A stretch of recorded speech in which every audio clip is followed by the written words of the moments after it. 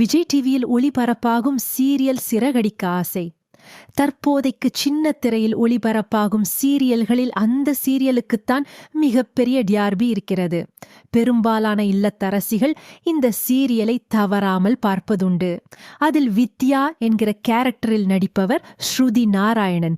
சூழல் இப்படி இருக்க சில நாட்களுக்கு முன்பு அவரது அந்தரங்க வீடியோ என ஒன்று லீக் ஆனது. இந்நிலையில் அந்த விவகாரம் தொடர்பாக அவர் தரமான பதிலடியை கொடுத்திருக்கிறார். சினிமாவிலோ சின்ன திரையிலோ சாதிக்க வேண்டும் என்று பலரும் முயற்சித்து வருகிறார்கள்.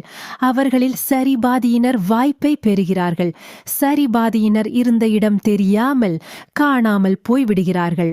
வாய்ப்பை பெற்ற அனைவருமே வென்று விடுகிறார்களா என்றால் அதுவும் அவ்வளவு எளிதில்ல.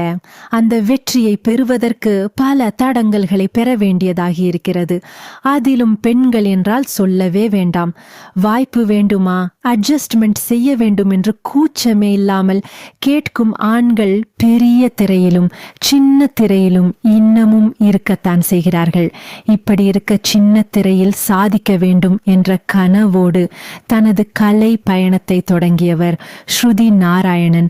சென்னையில் கடந்த 2002 பிறந்த ஸ்ருதி பள்ளி படிப்பை அங்கேயே முடித்துவிட்டவர்.